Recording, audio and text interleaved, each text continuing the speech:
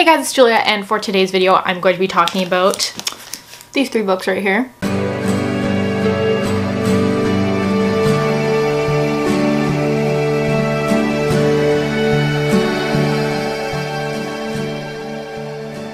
Basically, if you aren't aware, this is a poetry series by Amanda Lovelace, who has gained some popularity in the past few years. She came out with The Princess Saves Herself in this one, which is the first book. This deals with feminist themes, women fighting for themselves, not relying on men to save them, how that king figure or prince or whatever is not always ideal, and it's not always what you expect either. The back of the book says this story of a princess turned damsel turned queen, so it's very empowering. It's received a lot of good reviews.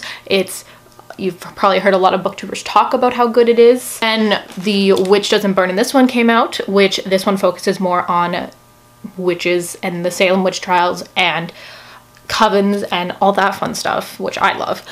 So like Burn Whoever Tries to Burn You, so it talks about like female empowerment, but like with a witchy point of view, and that's what's really fun about this one. Then just recently on March 5th, so I don't know when this is going up, but the Mermaid's Voice returns in this one, also releases. I don't like this lighting. So this book is The Mermaid's Voice returns in this one. This one is just coming out in March, so if you're watching this around that time, then it's probably just released. This one said, and she tore the stars apart, so this is more about like a mermaid's perspective, like not perspective, but like it kind of has some themes that reflect back to mermaids. It's probably like the least like topic heavy out of the three. Like this one literally probably like talks about witches a ton, princesses a ton. This one did as well, but not as much as these in my opinion. Basically, something to note about these is like the biggest critique is about the poems, like in the structure of them. So like they're pretty short poems, as you can see. Some of them are longer than others. Some of them are like a few words. Some of them are a few pages. Some of them have like designs. So the poem, it has the letters like, and it makes up like a locket or something. So like the designs of these are really cool, but the critique is that they're, you know, some of them are like not poetry, that like Instagram poets or modern poetry isn't real poetry. That's a huge critique for that I see a lot, especially for people who are a bit older and are used to are used to classical poetry. They don't like modern poetry and the way that it's structured. I think these are very important though, and despite like some of them being shorter, I think they just pack a punch that way, and like just seeing, like reading someone's view on something that you can identify with is always good. I will be sure to like link or like write down or something, some trigger warnings down below in case you're interested. But I know this one does have a list of trigger warnings. So I actually met this author and I got these books signed. Not the last one because that one just came out. It does have a lot of important themes in it, including like sexual assault is a big one in all three of them. Abuse is a big one.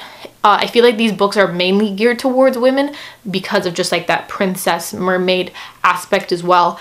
Usually they talk about men in kind of a negative light due to like the author's personal experiences and how, you know, certain people, not even just men, but like just certain people can be abusive in a lot of ways, and that life's not the perfect fairy tale, which is kind of what you learn in The Princess Saves Herself in this one. Witch Doesn't Burn in this one is probably my favorite out of the three. I do love witchy stuff, so I like do look into witchcraft and like Wiccan and stuff along those lines. I know they are different. So this one is my personal favorite, and I feel like I identify with this one the most.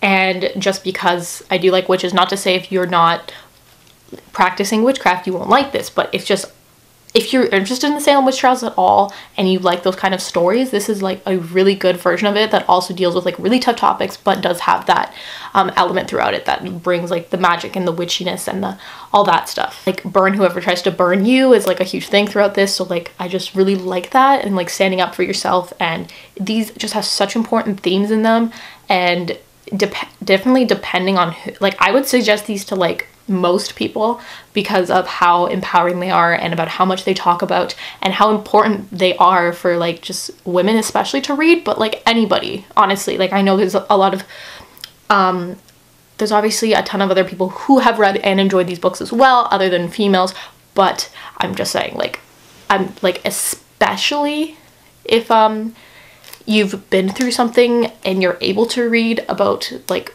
your experience, or a similar experience, if you know what I'm saying, then definitely pick up this series. You don't have to read them in order, but they do all tie together.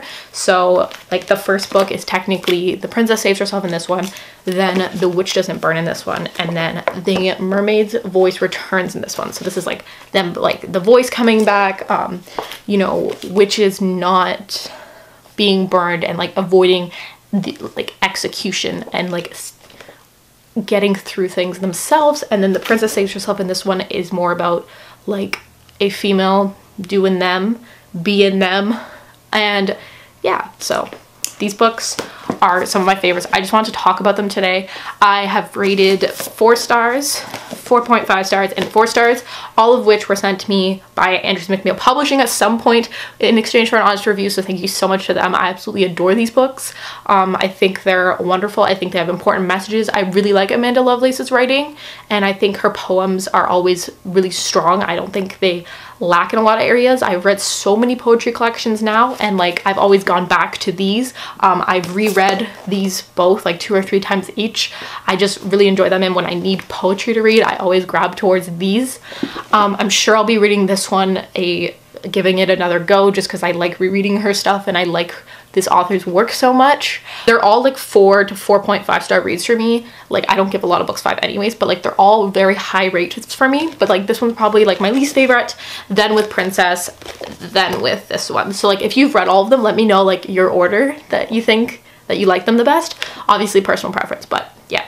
I just want to talk a little bit about those because I read the most recent one recently and I just really liked it, and I feel like I've talked about this series in other past poetry recommendations. I have a lot of those. I'll link them down below if you are interested in other poetry recommendations.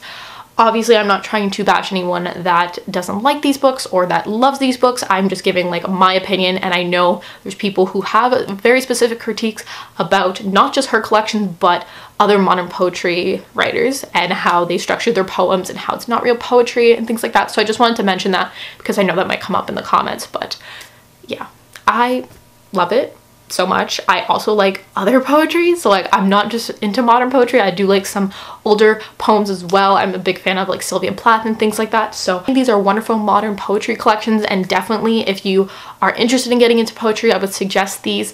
If you need some empowerment, some motivation, I would definitely suggest these. I think like Amanda Lovelace is such a lovely person. She's also asexual, like she is also like Wiccan, I believe, or she practices witchcraft, but she's obviously like just such a good person, like such a nice person. I met her before. But yeah, that's my thoughts on this series. I'm so excited for what else she's going to be releasing in the future.